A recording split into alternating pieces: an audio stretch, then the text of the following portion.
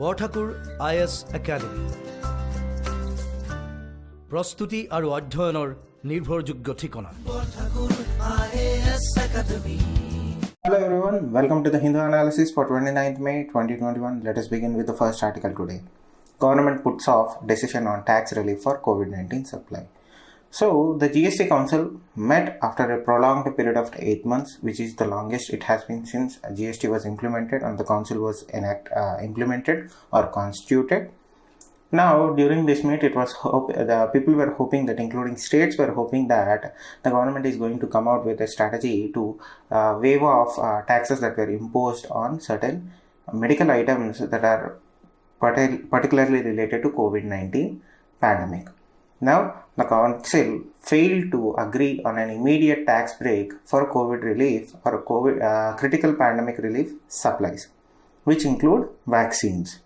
Instead, they decided that they are going to constitute a group of ministers to recommend individual item tax rate by June 8th. During a press interaction, Union Finance Minister, who chairs the Council's first meet, as I said, after nearly 8 months, said there were protracted discussions with varying viewpoints, meaning there wasn't an equal consensus. Everybody had their own opinion and nobody could agree on others' point, and there was a lot of difference of viewpoints during the meet. So, opposition ruled states, which include West Bengal, Kerala, Punjab and so on, have been demanding the GST be levied on COVID items be scrapped.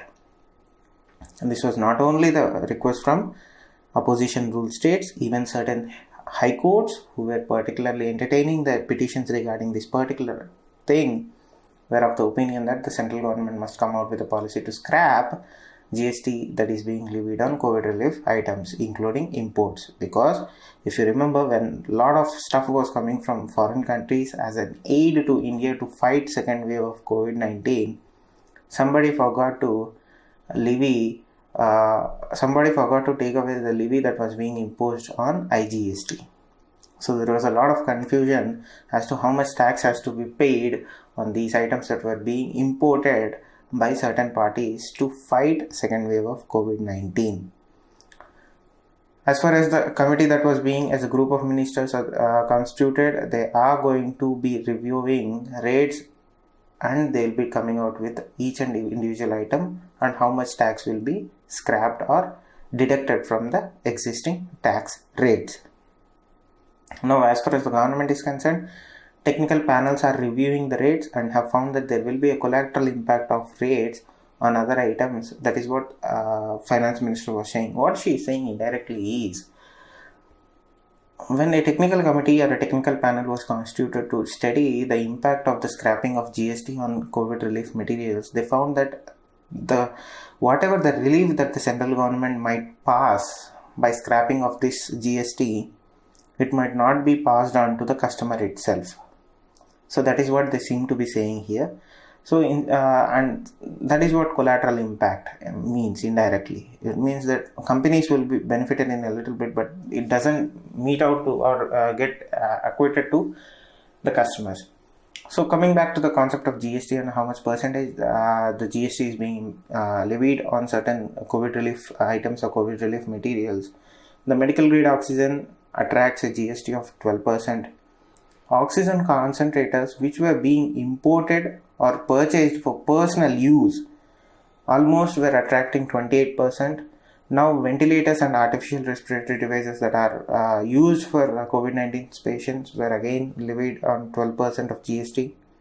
Drugs for like remdesivir, telecozumab, favipiravir and other are now exempt from custom duties as well as IGST, but earlier in the first phase they weren't.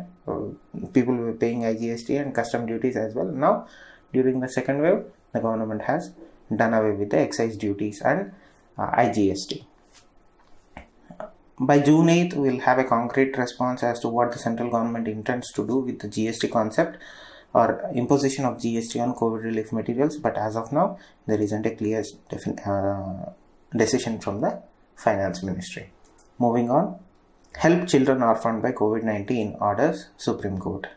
So one of the tragic things of COVID-19 is children being orphaned when their entire family is killed due to COVID-19. So there are hundreds of cases all over India where a child lost both of his parents, in certain cases entire family, leaving him and them and their siblings alone without anybody or any adult to take care of them. In certain cases, extended family members were there and willing to take care of their these children who were orphaned when their mother and father were killed due to COVID.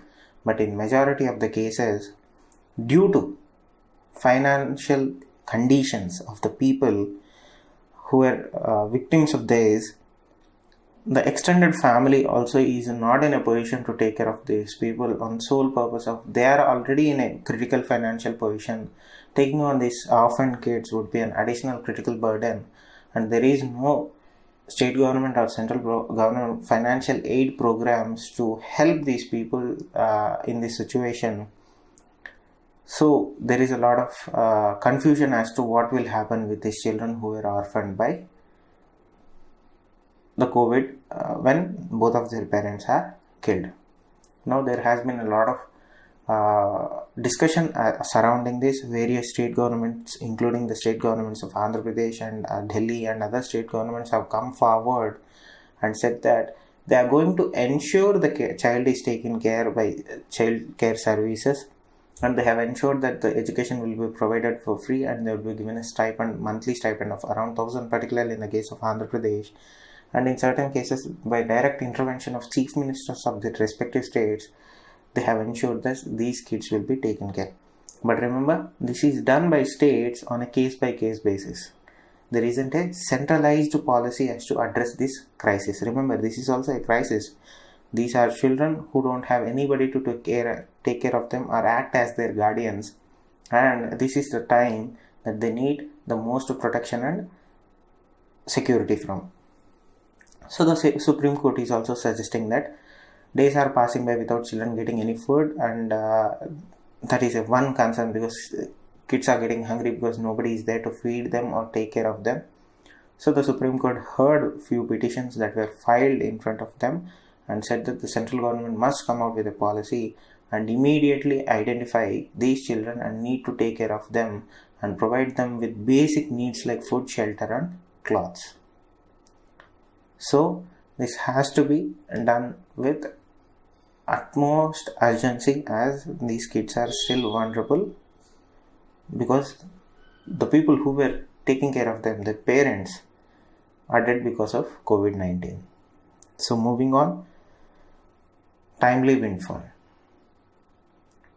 So the concept of RBI transferring money, that surplus money to government during this period of the most critical time during our fight against pandemic, that is the second wave, where we are seeing the highest percentage of fatalities and positivity rates, the Reserve Bank's decision to transfer 99,000 crore of surplus to the central government does indeed come as a windfall to the government of India.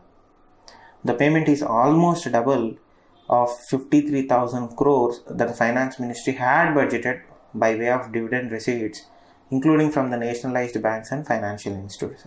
53,000 was budgeted in the budget by the finance ministry, but RBI alone is transferring close to 99,000 crores, which is almost double than what the finance ministry was expecting in the first place.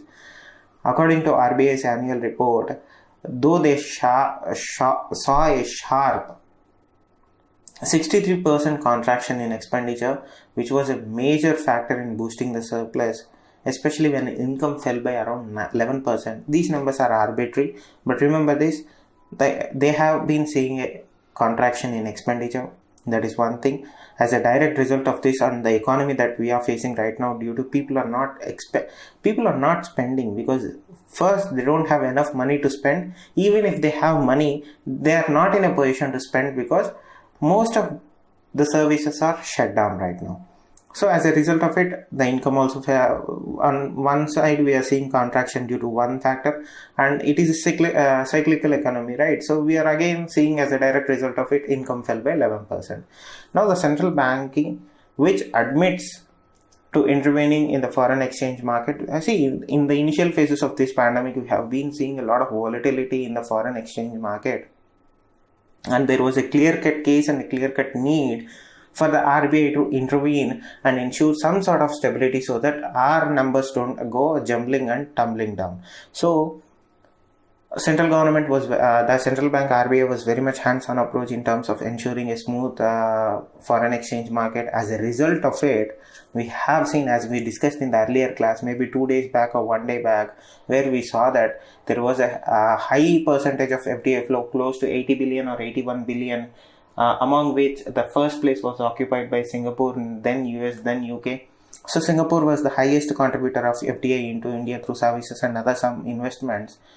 And that was one of the reasons that RBI is in a better position to transfer the surplus, because we had seen an exceeding percentage of FDI flows into India, which amounts to around 81 to 85 billion in the last financial years, which is a sizable portfolio investment from the overseas. When the market is like this, when the economy is like this, the soothing over of the foreign exchange by the Central Bank of India has in a way facilitated, but not entirely, but in a way to a certain extent facilitated that these FDI flows were flowing into India despite what we are facing right now. Now, one thing that you have to remember is that this concept of transferring the surplus amount of RBI into central government treasury is a double-edged sword. Remember, this goes both ways. If it is good, okay. If it goes bad, things will, already we don't have a buffer. In yesterday's class, we discussed particularly about this concept, ensuring enough buffers in the government treasury so that it can absorb shocks in the future economic crisis. But India doesn't have that buffer. This 99,000 crores will indeed act as a buffer, but you have to remember, in order to survive any economical crisis in the future, each financial institution in India, including the government of India, must ensure their buffers independent of one another. Here, the RBI is helping out central government by transferring their buffer to the treasury so that the government has some sort of a cushion to take the impact or absorb the shocks of the economic contractions. But remember, this only works when RBI is in a better position. In future, we might not have an RBI that is healthy as it is now. It is already struggling right now due to NPS and whatnot. It has to do a lot of juggling to ensure some sort of stability in the market itself. So both the RBI, the government, and the various other financial institutions in the future from now on must ensure enough buffers and cushions in their own treasuries and their own structures so that they act independently, independent of one another, and they'll be in a much better position to absorb any future shocks or contractions that we are definitely going to see in Indian economy. So that is what I was worried about. That is what I wanted to say.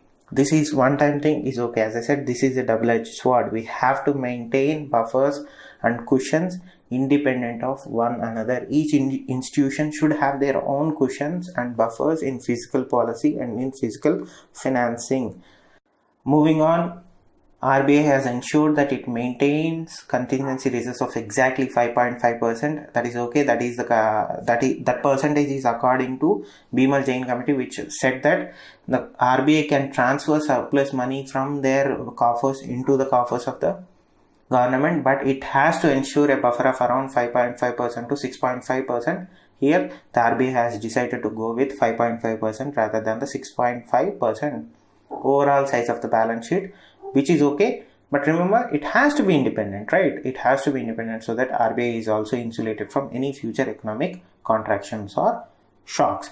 Again, the level of its reserve provides little wiggle room for safeguard against a sudden unexpected financial crisis, and it is lower end of the 5.5 to 6.5 band recommended by the 𝐕 committee. If RBI wanted some sort of a cushion and wiggle room, they should have gone with 6.5% of retaining their balance contingency over the balance sheet, but they went with 5.5. Okay, no problem. But remember, there is a lot of risk involved in this fact also. Now, what is this policy of transfer of surplus from their RBI to government, RBI to central government? See, this is called the surplus distribution policy of RBI. This was finalized in line with the recommendations of the 𝐕 committee. Again, you have to read more about 𝐕 committee. The 𝐕 committee is in force because of whatever we are facing right now.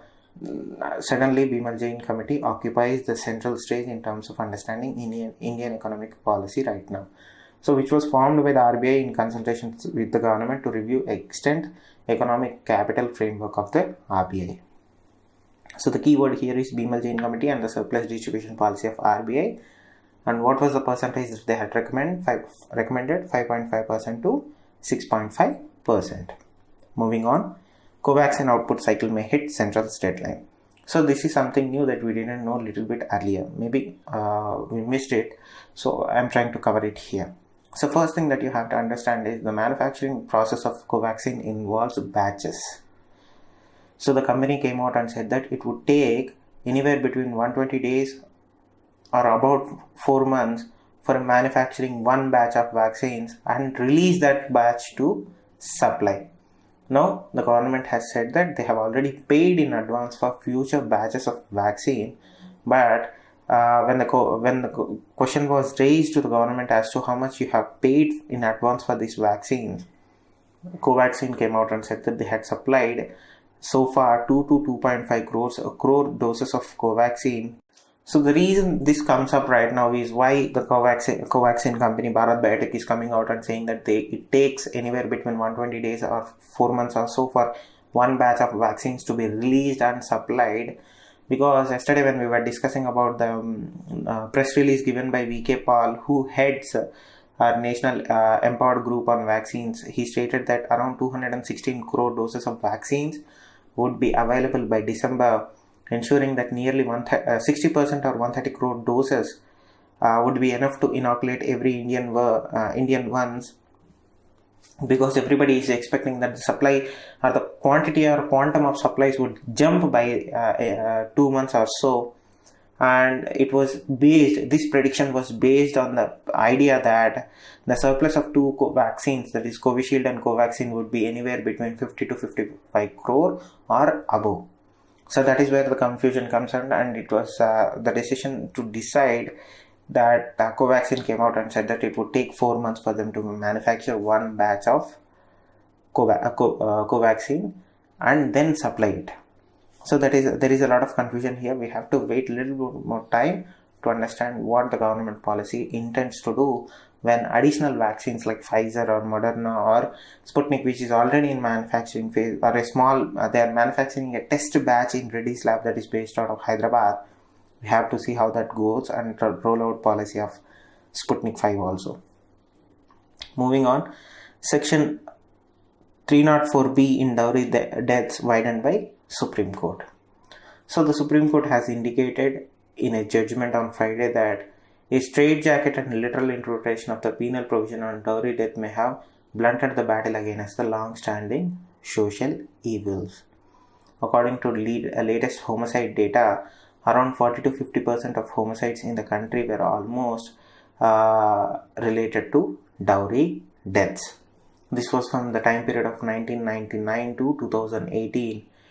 So a bench led by Chief Justice of India N.V. Ramana called dowry harassment as pestiferous crime where women are subjected to cruelty by covetous husbands and in-laws.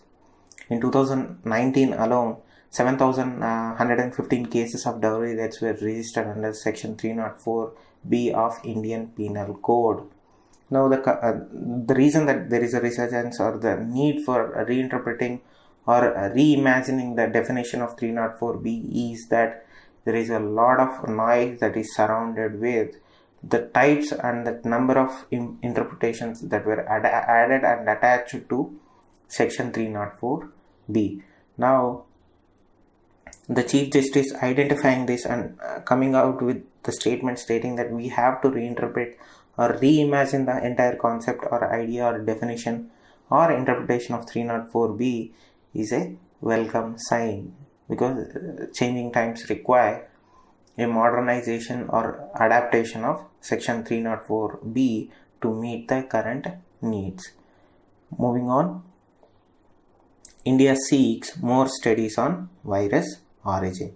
So this is in line with the US requirement or US President Biden ordering his intelligence agencies to increase their investigation power into finding the origins of coronavirus.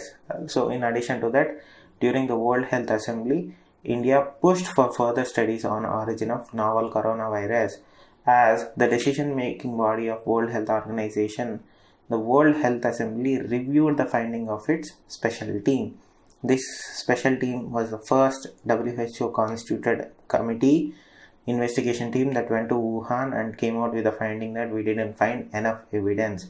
Now the same report was being reviewed in the World Health Assembly.